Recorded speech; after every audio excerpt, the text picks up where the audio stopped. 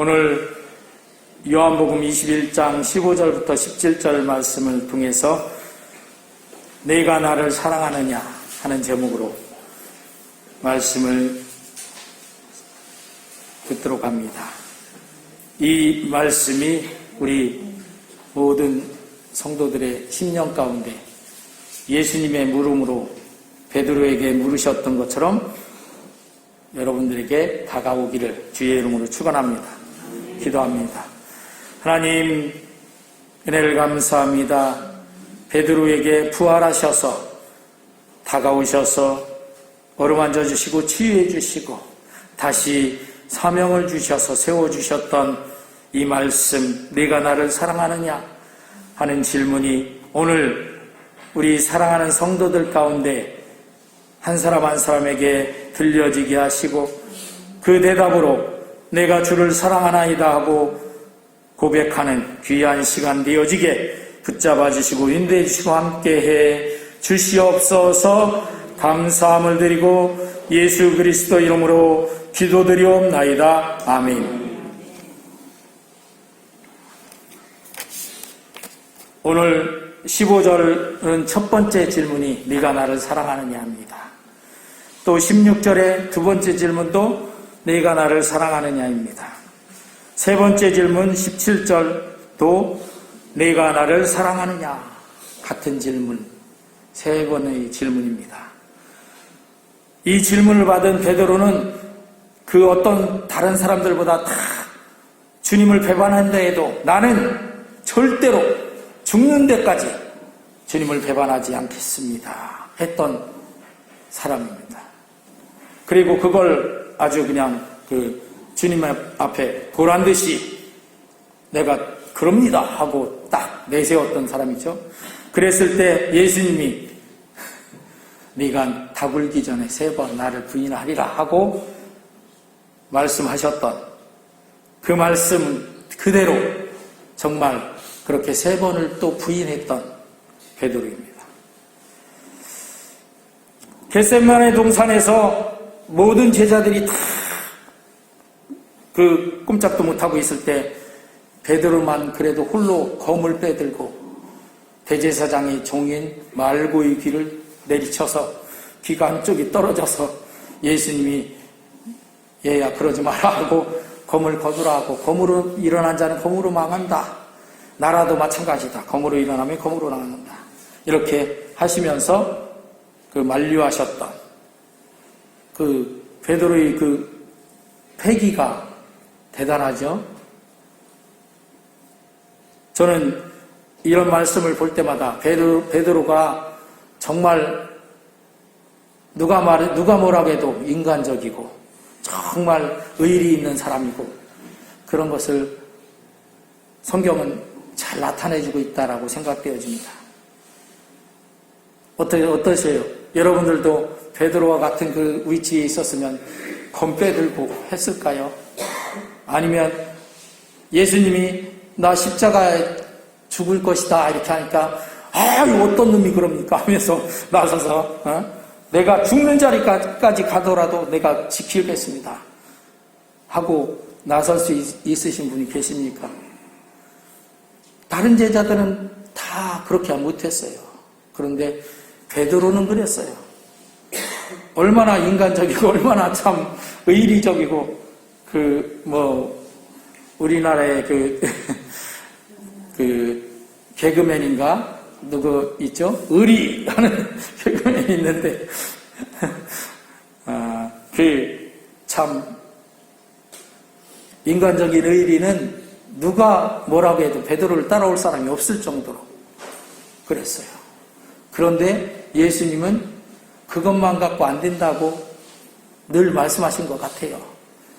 예수님이 그렇게 말씀하실 때 네가 사람의 일만 생각한다. 하나님의 일을 생각해야 된다. 이렇게 말씀하셨던 것을 기억합니다. 이렇게 베드로는 정말 주님을 사랑했죠. 그렇지 않았으면 그렇게 말할 수가 없는 사람이죠. 그리고 죽기도 각오로 했던 사람이에요. 그냥 빈말로 했던 게 아니죠, 그게. 그리고 예수님의 말씀처럼 또 겁이 덜컥 나갔고 너도 저 예수랑 한편이지 하는 그 여자종의 그 말 때문에 겁이 덜컥 나니까 아니야 나는 몰라 그렇게 하면서 3번을 주님을 부인하기도 했던 그런 사람입니다. 어떻게 보면 우리의 모습들도 늘 겁이 나면 그렇게 베드로처럼 그렇게 할 수밖에 없는 우리의 모습 아닙니까? 그런데 그런 예수님이 십자가에 못 박혀 죽으셨다가 부활했다고 하니까 얼마나 기뻐했겠습니까? 베드로가. 누구보다도 제일 먼저 막 나서고 하는 사람인데 그러나 베드로는 주님을 부인했던 그 일 때문에 그게 자기의 죄책감 또는 그런 것이 돼서 주님께로 가까이 갈 수가 없었습니다. 마음으로. 그래서 베드로는 다른 여러 제자들과 함께 우리가 읽은 이 말씀 바로 앞에 뭐예요? 함께 고기를 잡으러 갔어요. 갈릴리 바다로. 저녁 때 고기를 잡으러 갔는데 거기에 부활하신 주님이 그 다음날 아침 새벽에 몸소 찾아오신 것이죠. 우리도 베드로처럼 주님을 잘 믿는 것이 소원 아닙니까? 우리 믿음의 사람들은 그게 소원이에요, 사실. 그런데 잘 안 돼서 그렇지.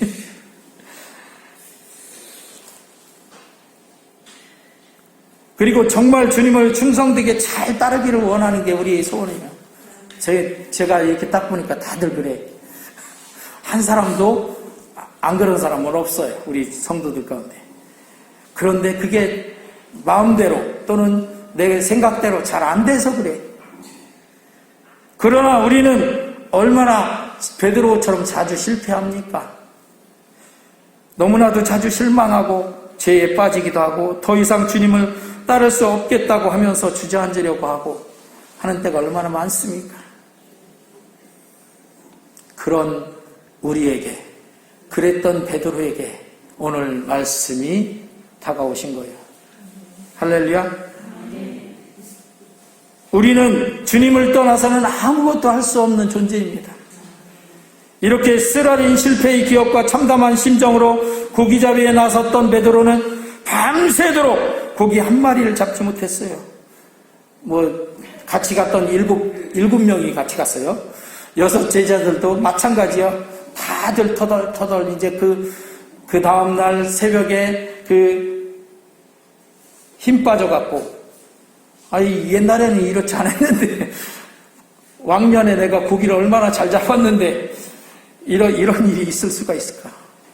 하면서 고기 한 마리 잡지 못한 거, 참 이상한 일이죠. 베드로는 진짜 베테랑 어부인데, 베테랑 어부가 밤새도록 한 마리도 못 잡았다니 이건 말이 안 되는 거예요. 그러나 그것은 당연한 일이기도 합니다. 왜? 그것은 주님께서 베드로를 사랑하고 계심을 보여주는 일이기도 하기 때문에 그래요. 이 제자들을 사랑하시기 때문에 잡지 못하게 하신 거예요. 그 제자들이 안 잡으려고 한 것은 아니고 잡으려고 했지만 못 잡게 했어요. 그리고서 그날 새벽에 터덜터덜 돌아왔는데 베드로가 예수님께서 그 바깥에 서셔서 너희에게 고기가 있느냐? 없다. 그러니까 그럼 그물을 배 오른편에 던지라 그랬더니 배 오른편에 던졌더니 고기가 153마리, 그죠? 아주 찢어질 정도로 큰 고기가 잡혔다. 이런 말씀을 하고 있습니다. 주님을 떠나서 일이 만약에 잘 됐다면 그날 밤에 고기를 막 만선을 했어. 초저녁부터 잡았더니 한 12시쯤 됐더니 막 가득 채워졌어요. 야, 이거 고기 잡아도 되네. 이제 다시 주님 제자로 그 고생스러운, 정말 어떤 때는 굶기도 했을 거고요. 그죠? 예수님 전하러 다니는데 뭔 돈이 잘 나오겠습니까? 잘 안 나오니까 굶기도 하고 건너뛰기도 하고, 저 잠도 잘 때 어떻게 해요? 한 대 잠도 자고 야곱이 돌베개 베고잠 같이 그렇게 했을 거 아니에요. 그 세월로 다시 돌아가지 않아도 고기 잘 잡히네, 옛날 실력 죽지 않았네 하면서 돌아갔을지도 모르겠어요. 그러니까 그렇게 하지 않도록, 그렇게 되지 않도록 주님께서 고기들을 다 피시켰죠. 그러니 고기를 못 잡은 거죠. 만약에 주님을 떠나서 일이 잘 된다면 어떻게 주님이 제자라고 할 수 있겠습니까? 주님이 제자는 주님을 떠나서는 아무것도 할 수 없습니다. 요한복음 15장 5절은 그 말씀을 하고 있어요. 같이 우리 읽어볼까요? 시작. 나는 포도나무요 너희는 가지라. 그가 내 안에 내가 그 안에 거하면 이 사람이 열매를 많이 맺나니 나를 떠나서는 너희가 아무것도 할 수 없음이라. 분명히 예수님께서 진작에 말씀해 놓으셨어요. 나를 떠나서는 너희가 아무것도 할 수 없다. 주님을 구주로 영접하고 구원받은 사람들은 우리 역시 마찬가지입니다. 우리 베드로만 그런 게 아니고 그때 주님의 제자들만 그런 게 아니고 우리 역시 마찬가지예요. 주님께서는 우리를 기꺼이 받아주셨으며 우리를 당신의 백성으로 제자로 삼아주셨습니다. 그런데 때로 우리가 어려움을 당했다고 해서 또는 믿음이 굳세지 못하여 뒤로 물러가면 주님께서 기뻐하지 않으십니다. 다시 한번 히브리서 10장 37절부터 38절 두 구절인데요. 거기 프린트 됐으니까 같이 파란 글씨 읽어보겠습니다. 시작. 잠시 잠깐 오면 오시리가 오시리니 지체하지 아니하시리라. 나의 의인은 믿음으로 말미암아 살리라. 또한 뒤로 물러가면 내 마음이 그를 기뻐하지 아니하리라 하셨느니라. 이렇게 주님을 떠나서는 우리가 아무것도 할 수 없습니다. 혹여 떠난다면 주님이 가장 슬퍼하실 거예요. 만일 우리가 주님을 떠나서도 내가 생각하는 대로 모든 일이 다 잘 된다면 그 사람은 주님의 사람이 아닐 것이다 하는 것입니다.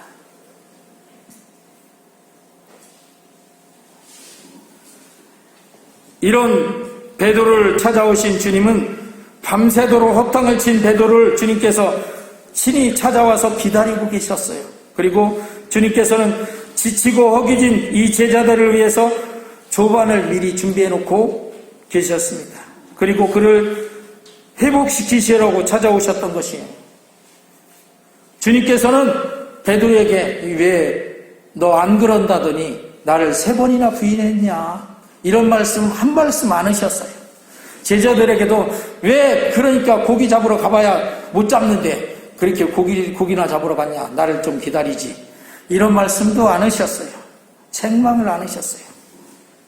주님께서는 오히려 그들을 불쌍히 여기셨어요. 그리고 주님의 이렇게 찾아오신 목적은 회복시키시는 데 있었습니다. 회복시키시는 데. 오늘 부활하신 주님께서 우리 성도들도 회복시키시는데 주님의 목적이 있어요. 내가 뭐 때문에 주님을 제대로 잘 섬기지 못하고 잘 믿지 못하고 또 내가 주님 앞에 이렇게 주님을 부인하기도 하고 실패했을지라도 주님은 그거 책망하려고 여러분들을 찾으시는 게 아니에요. 저나 여러분을 주님은 찾아오셔서 뭐를 목표로 찾아오시냐면 회복시켜서 다시 일으켜 세워주시려고 찾아오신다 하는 것입니다. 할렐루야. 아이, 나 믿음이 요즘 시험 들었어. 그러니까 나는 틀렸어. 아닙니다. 주님은 그런 분들도 다 그 시험에서 다시 일으켜 세워주시려고 부활하신 주님이 찾아오시는 거예요. 할렐루야. 혹시 이렇게 생각하는 사람이 있을지 모르겠어요.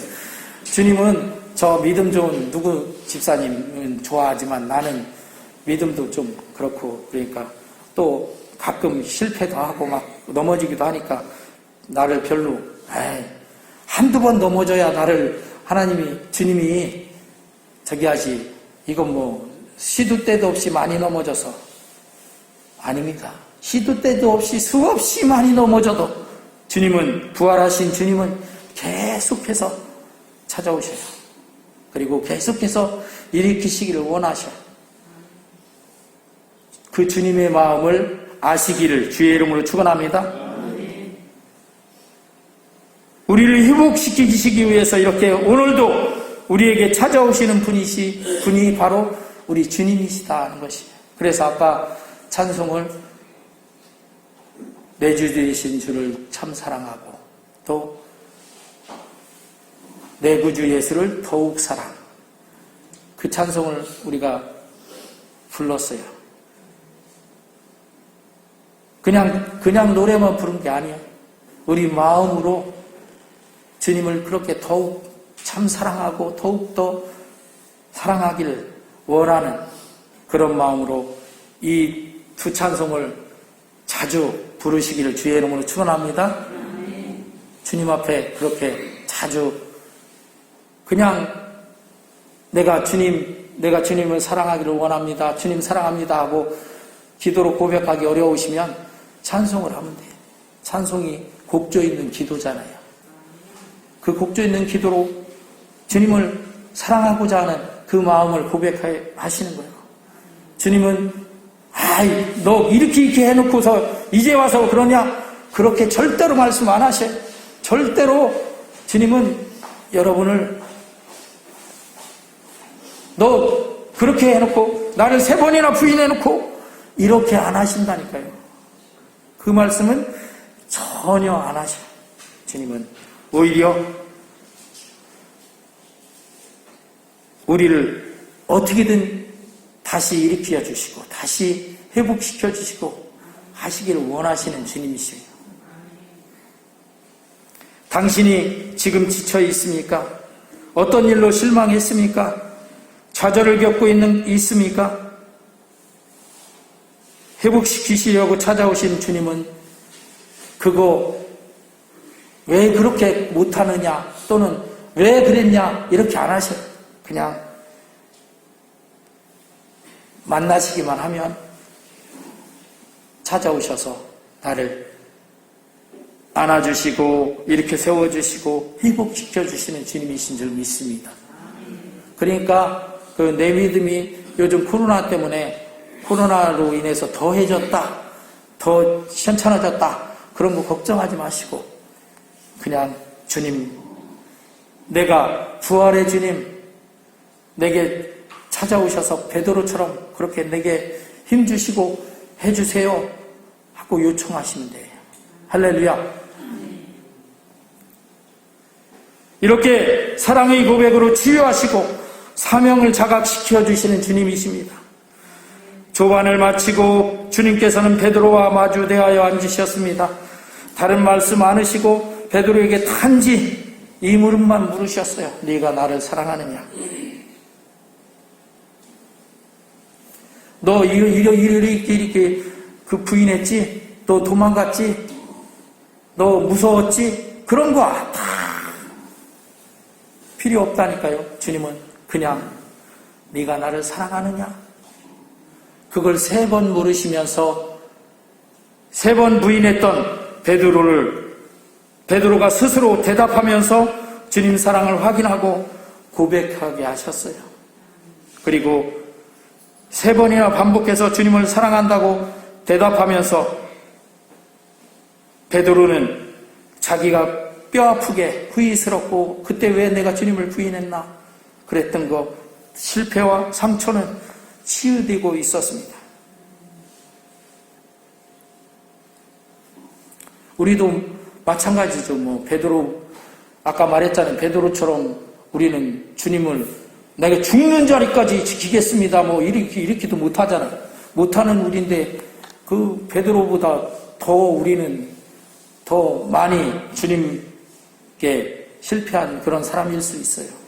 그러나 주님은 계속해서 우리를 찾아오셔서 네가 나를 사랑하느냐 자꾸 물으시면서 우리를 그 실패했었던 자리에서 일어나게 하시고 그것 때문에 상처가 됐던 그런 것들 치유하고 다시 이렇게 세워주셔요. 나는 그래서 안 돼. 그게 아니라 그래도 괜찮아. 다시 나를 사랑하는 그 마음. 네가 나를 사랑하느냐? 예, 주님 잘 사랑하지 못했었지만 그래도 주님 사랑하기를 원합니다. 이렇게 대답하면서 우리가 회복되기를 원하시는 게 주님이셔요. 할렐루야. 그래서 그 후 베드로는 어떻게 됐어요? 주님을 위해서 자기 자신을 순교하기까지, 십자가를 거꾸로 지기까지 그 사명을 감당했어요. 어떤 사명을 주셨어요? 내 양을 먹이라. 내 양을 치라. 내 양을 먹이는 게 뭐예요? 우리가 살아가는 이 세상이 뭐와 같다겠어요? 광야 같은 세상이잖아요. 그런데 광야 같은 세상에서 우리는 양과 같다겠죠. 양과 같은 우리가 살아가는데 꼴들이 별로 없어. 광야에 무슨 풀이 별로 없잖아요. 먹을 것도 별로 없고, 또 낮에는 햇빛이 막 강하게 내리쳐서 덥고, 요즘 날씨처럼 밤에는 아주 추워갖고 거의 얼어 죽을 만큼 그렇게 저체온증이 올 정도로 그렇게 춥고, 그렇게 그런 광야에 우리가 살고 있단 말이죠. 그래서 꼴이 없어서 그 꼴을 어디서 먹을까 하고 찾는 그런 양떼와 같은 우리 주님의 양떼들을 예수님은 베드로에게 네가 나를 사랑하냐? 네, 주님을 사랑합니다. 그렇게 대답할 때 그럼 내 양을 먹이라. 뭘로 먹여요? 말씀으로 먹이잖아요. 우리도 그렇게 주님 사랑합니다. 주님 사랑하기를 원합니다. 이렇게 고백하면서 나아가면 다시 우리에게 말씀으로 먹여주시고, 그리고 사명을 다시 자각해 주시고 힘을 주시고 일으켜 세워주십니다. 오늘 주님께서 우리에게도 물으십니다. 네가 나를 사랑하느냐? 어떻게 대답하실 것입니까? 네, 주님 사랑합니다. 자신 없으면 네, 주님 사랑하기를 원합니다 하고 대답하시기를 주의 이름으로 축원합니다. 기도합니다.